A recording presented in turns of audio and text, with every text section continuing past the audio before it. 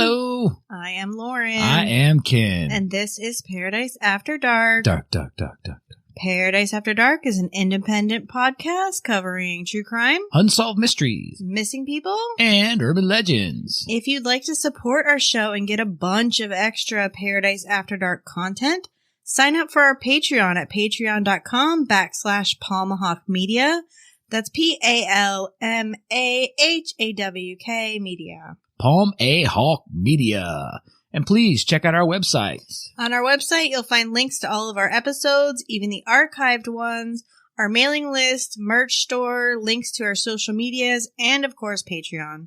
Yeah, that is paradiseafterdark.com, where we also have a tip jar. So if you leave us a tip, we'll give you a shout out on the show. Yes.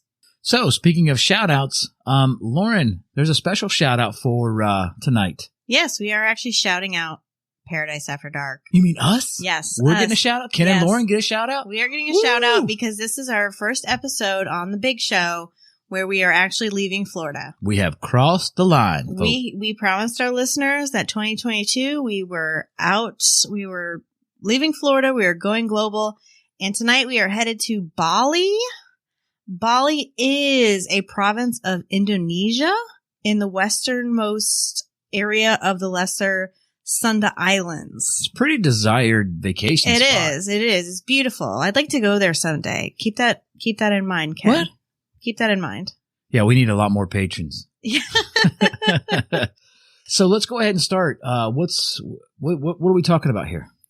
Well, let me just start out by saying that the mother-daughter relationship can be complicated, and I know this personally as I am a mother to a teenage daughter. There's ups and downs, times of peace, and times of absolute chaos. But this mother-daughter relationship that we're going to be discussing tonight seems a bit more explosive than the norm. The relationship between Heather Mack and her mother, Sheila von Wiess-Mack, boiled over in August of 2014. But before we get into that, let's explore what led up to the events of that summer day while on vacation in Bali. Heather Mack was born in Oak Park, Illinois, a suburb of Chicago in 1995, to notable jazz musician and composer James L. Mack and Sheila von Wiess-Mack. By the time James met Sheila in the early 1990s, he was already well established as an educator, composer, and arranger, a career that originated when he taught jazz studies at Crane Junior College, Chicago's oldest city college. James already had a son and 4 daughters by 2 previous marriages when he married Sheila. By the time he married Sheila, 22 years his junior, he was in the twilight of his career and was suffering from some health problems.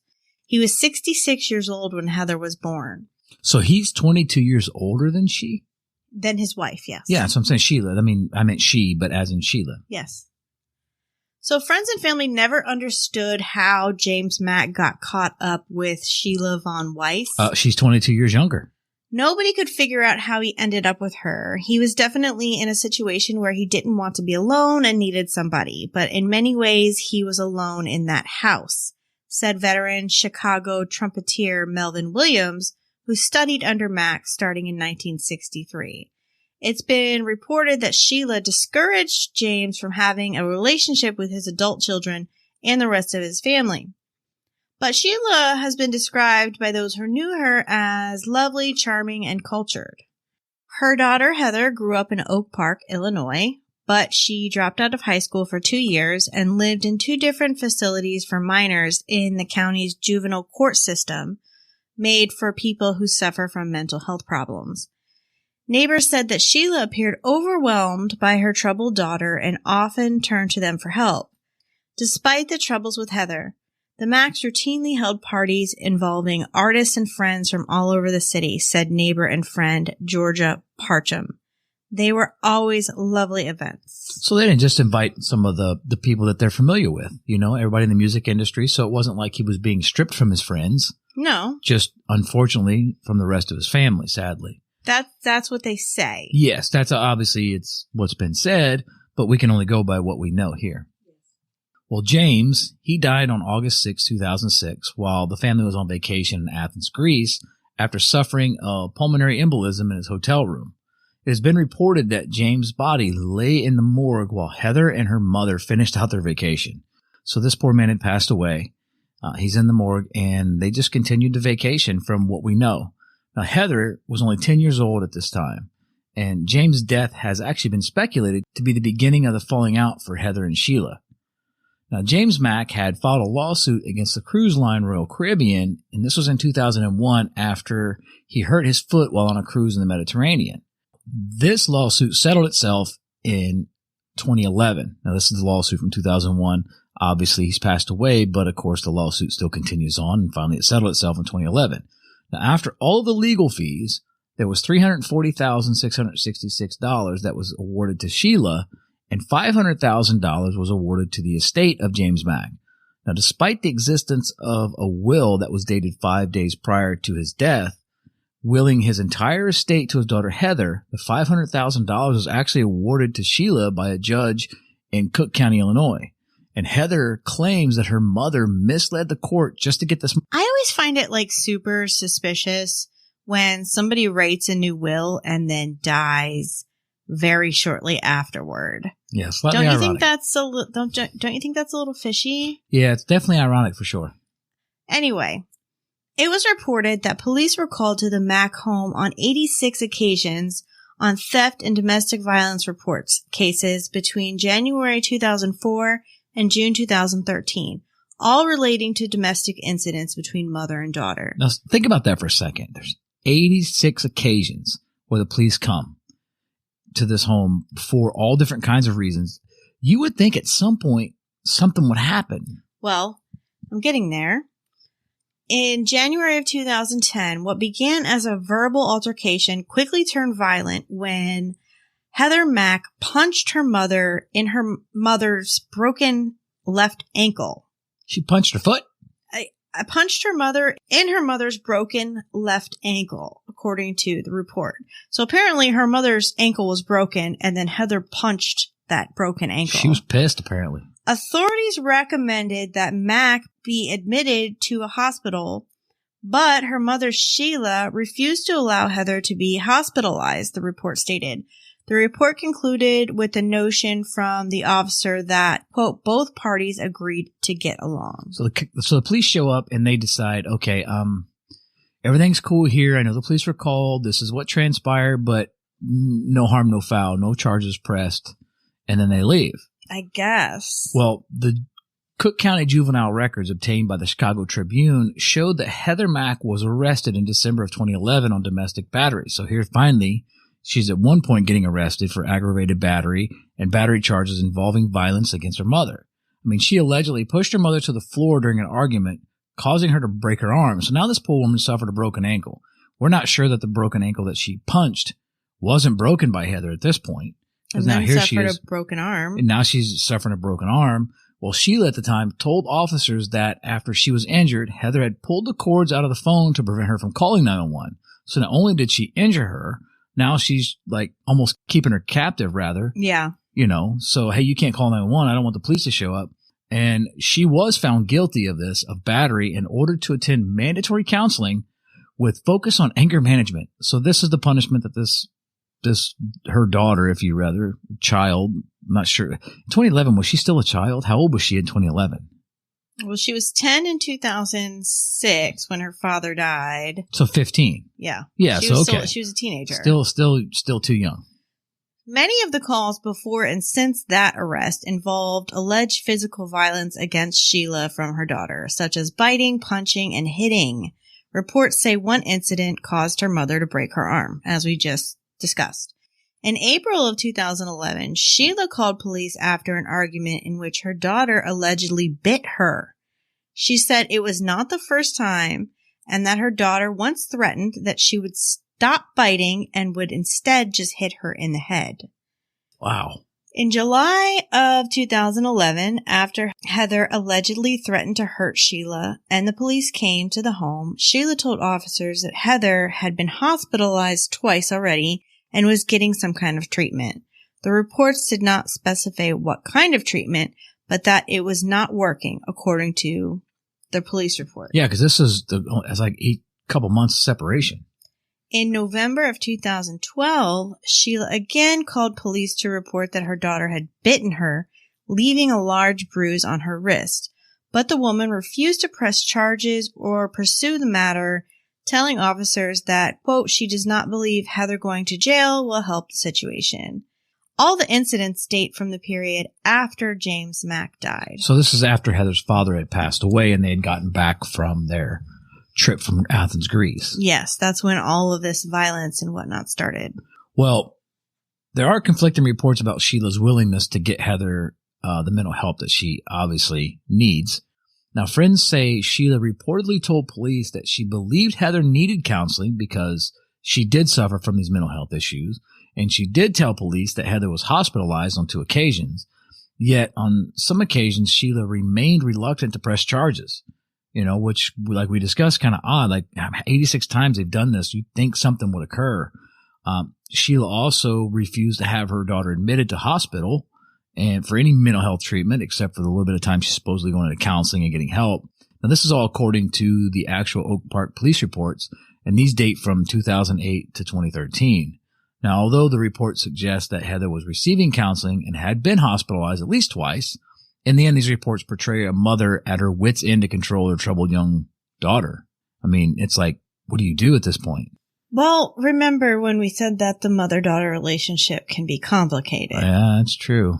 In a 2015 interview with People magazine, Heather described being close with her mother and bonding over their mutual kleptomania. What? They would steal expensive French cosmetics that Sheila liked but never wanted to pay for, despite having plenty of money. We'd take thousands and thousands of dollars worth of makeup, Heather said. She'd tell me that no one would expect a kid to do that and have me steal it while she would distract the clerk. I wanted to make her happy, so I just did it. One thing that I think we really kind of need to talk about here is when we talk about a lot of times when you hear this, and I listen to certain podcasts, they talk about people getting money from lawsuits and things like that. James Mack's wealth was well into the millions. So at this point in time, it's not just the lawsuit of $500,000 and then $367,000. Yeah. It's not just the $800,000 in this lawsuit. James Mack had accumulated a lot of wealth. So he was very, very wealthy, which kind of leads me to understand why it is Sheila kind of wanted to keep him away from the family. We've seen this personally in our lives with certain people when an older man gets a younger woman and he's fairly well off, where that woman wants to kind of control him away from the family and control his assets to where maybe she can get those and they're not left to the family that he had previously, the real family, if you will. So I want people to consider, understand that the kleptomania is really kind of important, I guess, because if they're stealing stuff, they don't need to steal anything. Yeah, that just seems like such an odd thing. I don't think this has really not been proven. This is something that Heather described, right? Right. Yeah, this is just from an interview from Heather. And it's what I see here is a mother in denial that her daughter is in need of some serious help. And that just keeps taking it. I wonder if because they are wealthy, if it has a lot to do with a relationship, not a relationship, but like relationship with friends. So she doesn't want anyone in her friend group or people she has a relationship with to think that maybe she's lesser of a person. Remember that she's supposed to be hoity-toity or very wealthy. Maybe she doesn't want, sort of a tarnished mark on her record, if you will, as a mother. Right. So, speaking of kleptomania and stealing makeup, we have an ad for you here. Maybe it's Maybelline. And we are back. So while a senior at Oak Park High School, Heather began dating a boy named Tommy Schaeffer, an unemployed rapper who was known as Tommy X. That's EXX. If he's unemployed, how's he a rapper? I'm not sure. Sheila did not approve of this relationship and sold their house in Oak Park to move to the Gold Coast neighborhood of Chicago. Despite this, Heather kept seeing Tommy and became pregnant not once, but twice. And both times, Sheila forced Heather to get an abortion. And in 2014, Heather became pregnant again with Tommy's baby. Now, she was 19 at this time, and Sheila was actively trying to obtain a power of attorney over her daughter so she could force her to have another abortion, while she was also planning a trip for them to go to vacation on Bali. So, hey, we're going to go on vacation. By the way, we need to get this power of attorney because I'm going to force you to get another abortion. And her mother really just plays kind of both sides of the fence. It's so weird. Yeah, honestly, it is weird. Yeah, this relationship is definitely different in a lot of ways. Well, it is unclear if the power of attorney was ever granted. But nonetheless, Heather and Sheila flew first class, of course, and arrived at the St. Regis Hotel in Nusa Dua in Bali. And this is in August of 2014. So summertime of 2014, now they're in Bali. And not long after their arrival, Sheila had a drunken fall and was bedridden on painkillers. Suspicious? Maybe. Now, Heather stole her mother's credit card, right? So mom gets hurt. She gets drunk. She falls down. She's bedridden. So Heather sneaks in there, steals her mother's credit card. And at this point, she books a first-class flight to Bali for her boyfriend, Tommy, who Sheila hates, apparently. Now, surveillance cameras later recorded Sheila and Tommy arguing in the hotel lobby on the evening of August 7th. So they get to Bali. She gets drunk one night. She falls down. Heather steals a credit card. And now she's flying Tommy out to be with her. And you can only imagine how infuriated Sheila must be when she finds out that the guy she despises and she's trying to get her daughter away from shows up in Bali. Is now there on their vacation. Well, the morning after that argument, the one that was caught on the CCTV in the hotel lobby, Heather and Tommy checked out of the hotel and took a large suitcase out to a taxi stand, loaded it into the trunk of a taxi. The two then told the taxi driver that they were going to check out of the hotel and would be right back. The pair then went back into the hotel and snuck out through the back of the resort. After a 2-hour wait, hotel security guards found blood spots on the suitcase and suggested that the taxi driver take the luggage to the police station. Authorities there opened the suitcase and found Shelia von Wiess-Mack's badly beaten body. Yeah, and just so everyone's aware, it was about 30, I guess it was almost 2-hour wait, like Lauren had said. So the taxi driver's like, what the hell's going on? I mean, I can't sit here all day long. Yeah. So he's like, where are these people at? He's like, you know what? I'm just going to get the suitcase out of my car and I'm going to roll out.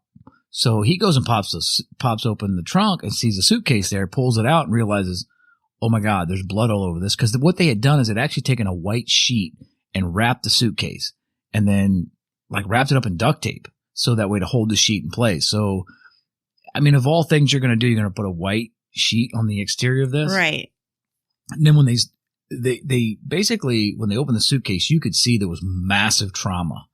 So it wasn't like, you know, she had passed out or anything like that. I mean, you could see that she was definitely badly beaten. Now, one of the saddest parts of the story is that Sheila's friends had begged her not to take Heather on this trip. Now, with all of the past abuse, they worried for Sheila. I mean, they were like, you know, this is not a safe thing for you to do. You're going to be alone in a foreign country with Heather, who's mentally unstable, and she's highly aggressive. And it's not really where she wants to be. Friends are nervous. She overindulged the child, Mark Baccarat. This is a close friend, told NBC News. Now, friends say they wish Sheila had heeded their pleas not to go to Bali with her daughter, Heather. And in the end, her kind heart may have kind of been the demise, they said. We're shocked what happened, Baccarat said, but nobody's surprised. They knew what was going down. They knew what was happening. They're like, if anything, just go by yourself. Don't take Heather with you. Well, Heather and Tommy were tracked down and arrested while they slept at a hotel in the Legion tourist area. The couple told police that Sheila had been murdered by robbers, but they managed to escape. But witnesses told police that they saw the couple place the suitcase containing Sheila's body in the trunk of the taxi. Meanwhile, Sheila's body was being autopsied at a hospital in Denpasar, Bali. Head of forensics, Ida Bagus Patu Alit, said there were signs of violence on the body indicating that she fought back before she died. We found scars on both her forearms and a broken left hand fingernail. That indicated a resistance in a fight. There was hotel video footage of kind of what transpired. And what they did is they tried to, first of all, they didn't know who this was in the suitcase when they figured it out. So when they found the suitcase, they're like, okay, we got to figure out who this woman actually is. They didn't know. So they start checking passports and all the stuff and who checked in, checked out. The only person that wasn't accounted for was this woman from the U.S. named Shelia Mack. So they checked into all that. So then the police come and they say, okay, well, let's find out what room she was in. So when they found out what room she was in, they said, okay, they found her arguing with Tommy. So now they saw the footage of her arguing with Tommy in the hotel lobby. So they've got footage of this transpiring. Then they have footage of everybody that night splitting up and Tommy going into his room. Now, Sheila and Heather were on the 3rd floor. Tommy was on the 7th floor. Basically, they go into the room where Sheila and Heather were because they had seen in the footage that Tommy had gone to his room, but then an hour later, he had left and gone back up into Sheila and Heather's room. He was in there for a little while. And then a couple times you saw Heather and Tommy going back and forth between the rooms. And then Heather goes down to the lobby and asks the people at the desk, hey, do you have any duct tape? They're like, okay, sure, we'll find some. They found her some tape. I don't know if it was duct tape exactly, but they gave her some duct tape. And then she takes it up into the room. Now, of course, they're telling law enforcement this. So they go up into the room, and the room's a bloody mess. And they found like this broken glass everywhere. So this broken glass is all over the room. They couldn't figure it out. It's like a blue glass, like this material, a glass material. I can't be 100% certain if it was glass, but either way, I know it was some sort of material. It could have been like a heavy, maybe like a heavy plastic or a resin. I don't know. So they searched all over the place, and then they go down and they found Tommy's room. Now they go into Tommy's room and they open it up, and it's basically clean, pristine, if you will. But one of the decorations is missing, which is in all of the rooms, and it happens to be this like fruit bowl, and it's blue. It's this blue glass material, which is a fruit bowl. So they're like, okay, now things are starting to come together. Now we know who we're looking for. So now during the initial questioning, Heather acknowledged her mother died, but refused to disclose how. Now this is according to Haposan Sihambing. This is an Indonesian lawyer assigned by police to accompany the couple. Now on August 15th of 2014, both Mack and Schaeffer were designated as prisoners. Y'all aren't going nowhere. You're here. Now in Indonesia, a person can be held in prison under suspicion of a crime until the crime is thoroughly investigated. And neither Heather or Tommy would speak to authorities until their American lawyers arrived. So basically, in Indonesia, you are going to be detained until we figure this mess out. So guilty until proven innocent. Kind of, yeah. Which I can understand because especially if you're sort of a tourist destination, if you have people that fly in there, they're going to stay for a long weekend or a week, and then they're going to leave and go to the U.S. You can't let them leave and go to the U.S. if a crime was committed in your country. Yeah. So I can understand why that rule might be a little different. Right. Well, on August 20th, a urine test confirmed that Heather was indeed pregnant, which was initially thought to be a ruse for her to be sent home. Finally, accompanied by their Indonesian and U.S. lawyers during the interrogations, on September 19th, this is a month later, Tommy admitted to killing Sheila, and Heather admitted to helping him stuff the body into the suitcase. He told authorities he hit her over the head repeatedly with a metal fruit bowl.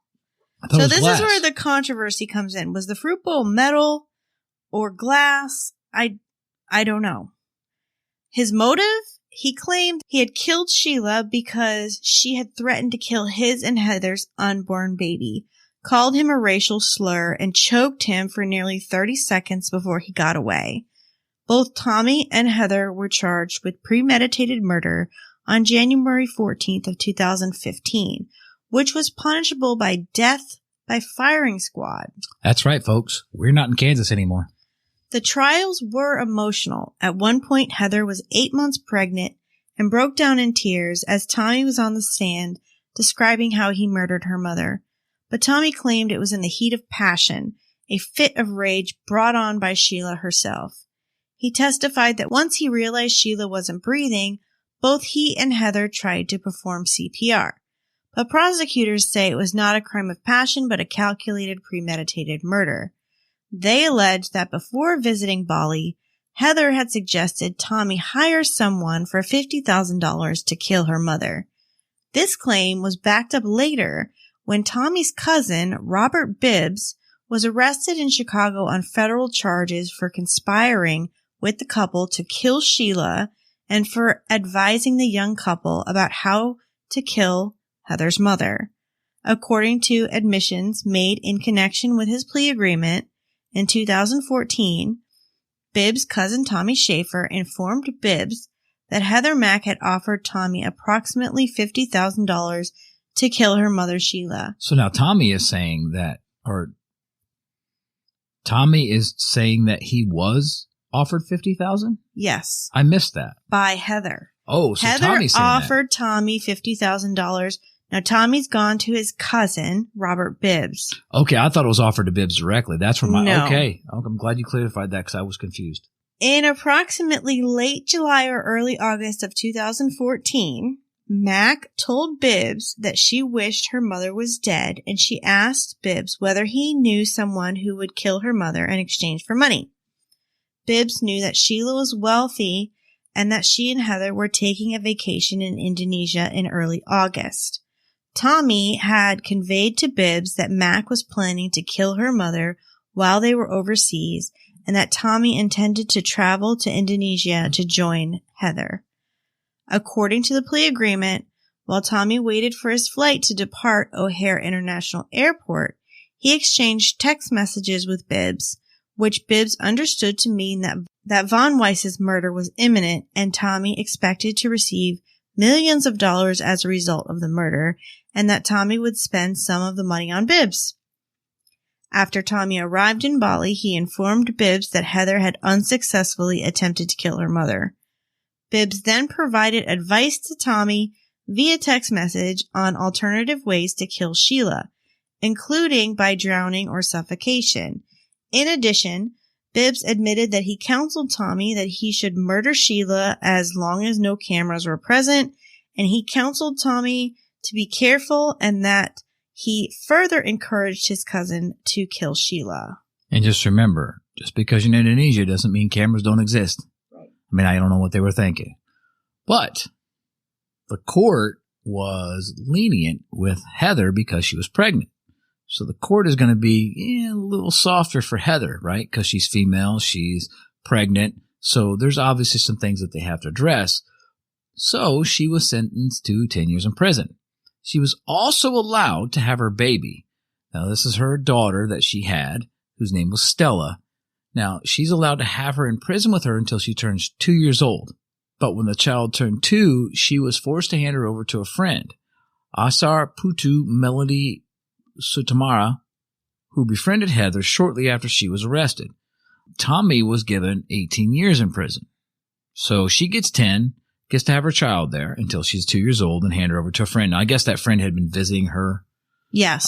The friend had been visiting her while she was in prison. They kind of became friends. And Tommy gets 18 years in prison, which makes sense if, in fact, he's the one that, performed the actual killing. Right. Let's take a quick break. Let's do that. So in February of 2017, Heather Mack made a series of YouTube videos confessing to the murder of her mother, saying it was a revenge killing because she believed her mother killed her father back in Athens, Greece in 2006. I could see that. Her confession prompted prosecutors to say that they may seek a stricter sentence for Heather. Days later, she retracted her confession. In a statement obtained by People magazine, Ulis Benamin Sarin, Mack's Bali-based attorney, claims the contents of the 3 videos, quote, are fake, and that his client was coerced into making them by Tommy Schaeffer. The lawyer claimed the video was, quote, recorded under pressure at Bali's Karabokan prison in June of 2016. The script for his client's video confession was written entirely by Schaeffer. Heather Mack put a handwritten letter from Tommy in front of her to be read, he said. Heather's aunt, Debbie Curran, told the Chicago Sun-Times that her niece is hard to believe because her story has changed so often and that it is impossible to discern truth from deception. Why don't we let you, our listeners, listen to this clip? This is all 3 of the videos put together. This is the full clip of Heather's confession. And I want you guys to decide whether you believe it's genuine or not. Yeah, get some popcorn. It's like 4 hours long. No, it's about 6 minutes long. Oh, then never mind the popcorn. Okay, here it is. Okay, so this is a video that I need to make. A lot of the times, since I've been a kid, I've heard the truth sets you free, the truth sets you free. And I never understood, but I'm Heather Mack, and I want to be set free. I don't want to live in a lie anymore. When I was 10, my mother killed my father in a hotel in Athens, Greece. 2 weeks before I came to Bali, I found out that she killed my father. And I made it up in my heart, in my mind, my soul, in my blood, in the oxygen running through my body, that I wanted to kill my mother. First, I asked Tommy Schaeffer to help me find somebody to kill my mom for $50,000. And he said no. After that, I got this whole new savage idea in my head that I wanted to kill her in a hotel room because she had killed my father in a hotel room. We were going to Bali, so I began to plot. I began turning off Tommy's phone, taking Tommy's phone when he was asleep, starting in Chicago, taking Tommy's phone and having conversations between Tommy and myself, texting myself, having fake conversations, and then deleting them before he could see them. I did that because part of me knew that with this plan of killing my mom in a hotel, that I might get arrested. I didn't want to get arrested by myself in a different country.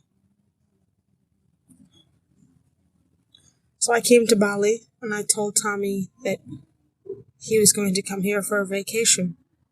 And I told Tommy that he was going to come to Bali for a vacation with me and my mother, and that she knew about it. In all reality, I stole her credit card and bought him a ticket without her knowing about it. I trapped him here. And that is what I regret. I don't regret killing my mother. And as evil as that may sound, that's my reality. If somebody killed Stella, I wouldn't regret killing them either. But I regret bringing Tommy into it. I regret being selfish. I regret trapping an innocent person into this because it was my battle. It's my mother. It was my father.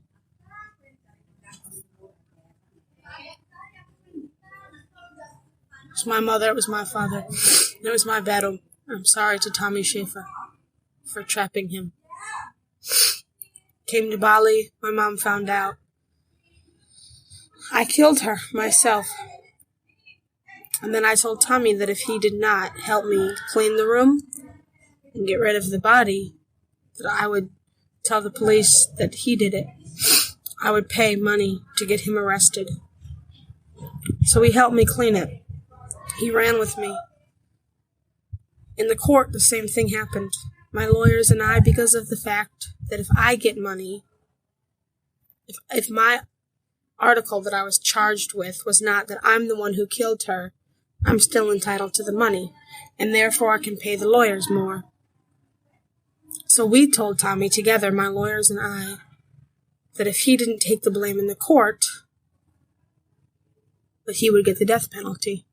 So he lied in the court because of me.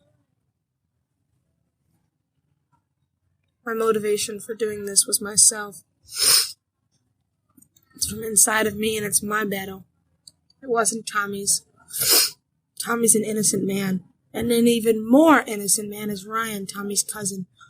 I don't even know how he got involved in this, or why the FBI involved him, because he had absolutely nothing to do with any of it. He's innocent. I don't know if they wanted to sell a better story or what the FBI was on, but Tommy and Ryan are innocent. I'm not. And the only thing Tommy is not innocent of is hiding the body. And the only reason he did that is because of me. Because it was so burning and so deep in my heart, my plan, that I didn't think. I involved him, and I hurt him, and I hurt Stella. And I'm sorry, Tommy Schaeffer. I'm sorry. I love you. I really love you, and if I could go back, I would do it myself. And I'm sorry that everyone who ever knew you now thinks you're a murderer when you're not. I'm sorry you won't be able to get a job. I'm sorry everybody thinks that you're some crazy killer. This is the truth. And whoever is watching this, don't hate Tommy. He's innocent. I'm not. I love you, Tommy. Is it possible that this was done in order to get Tommy out of prison? I mean, if this is legit and Tommy did like put this script in front of her, do you think that was to get Tommy out of prison sooner because she was getting out of prison sooner? And then recanted her story once she realized that, oh shit, they're going to pin this on me. So what do you think her end game was? To be honest, I'm not sure. Yeah. I'm really not sure what she was trying to accomplish with this. I'm stumped right now. So where are we at? So where we're at is after serving 7 years in an Indonesian prison, Heather Mack was released early on October 29th of 2021 for good behavior and deported back to the United States. So recent. This was, October 29th of 2021. Heather was really looking forward to returning to the United States with her 6-year-old daughter, Stella, and was enjoying a normal life. Little things like going to the grocery store, the park, and the swimming pool with Stella will be wonderful, Mack told the New York Post. Even paying the electricity bill will be nice. But minutes after she landed at Chicago's O'Hare International Airport on Wednesday, November 3rd, 2021, immigration officers escorted Heather, now 26, off the airplane and into federal custody, the Chicago Tribune reported. Got him! Heather now faces charges of conspiracy to kill in a foreign country, conspiracy to commit foreign murder of a U.S. national, and obstruction, according to a federal indictment unsealed the same day she returned to the States. If convicted, she could face life sentences for the first 2 charges, 20 years for the third, and also be fined $250,000. Heather immediately pled not guilty in a federal courthouse in downtown Chicago on that same day. Her lawyer, Keith Spielvogel, plans to request that Heather be released on bond pending the trial, according to the Tribune. Mack's California-based lawyer, Brian Claypool, said the government's case, which alleges Heather and her boyfriend Tommy planned the murder in the United States, is weak. It's all sour grapes, all high drama, and no legal traction, he told the Tribune. We will be filing a motion to get these charges thrown out.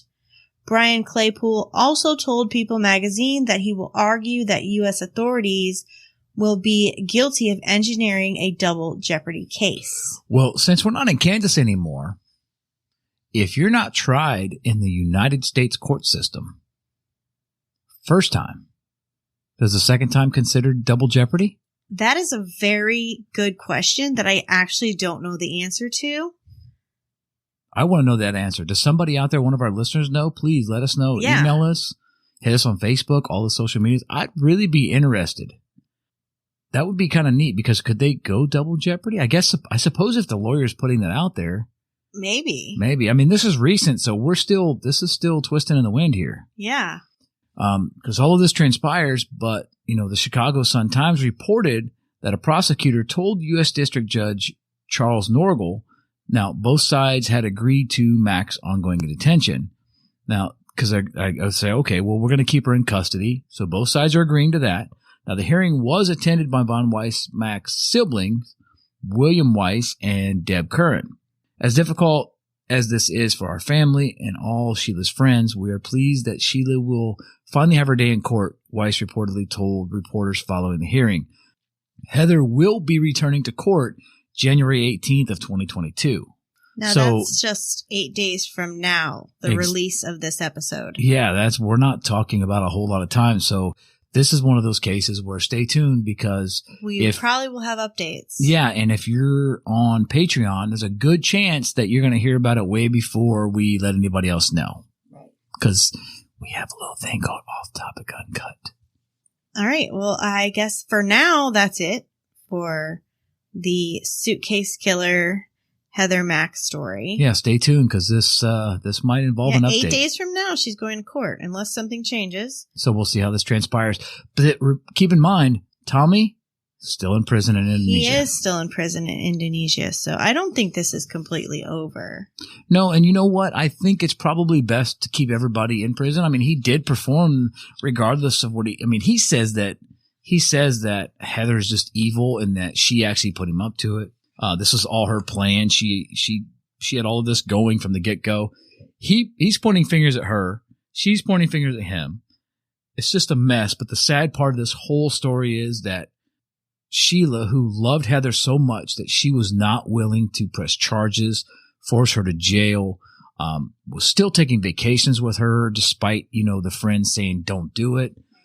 So you've got this woman who loves her child so much that all she wants to do is spend time with her child, and is very upset because she doesn't like necessarily Tommy for the right reason, because obviously Tommy's willing to commit murder. And like Lauren said in the beginning, this is that mother-daughter relationship that is very complicated. Very, very complicated. So sadly, Sheila, not only was she murdered, but she was shoved into a suitcase and thrown into the back of a taxi cab and just left there. And she just, I guess everything she was doing was out of love. It was just in the wrong direction. So, it's like Lauren said, stay tuned. This case is very sad. It's a mother who tried really hard and failed. So that's going to be it tonight, everyone. Like we said, stay tuned for some updates. And we want to thank everybody. Yes, thank you for listening. And again, if you'd like to support the show, please subscribe to our Patreon at patreon.com/Palmahawk Media. That's Palmahawk Media. Palm A Hawk. And be sure to check out our website for links to all of our social media, Patreon, merch store, and much, much more. And please make sure to subscribe to the show on whatever platform you're listening to, and rate and review, hopefully 5-star review. This really helps us branch out and reach a wider audience. And thank you everyone so very much for listening to Paradise After Dark. Dark, dark, dark.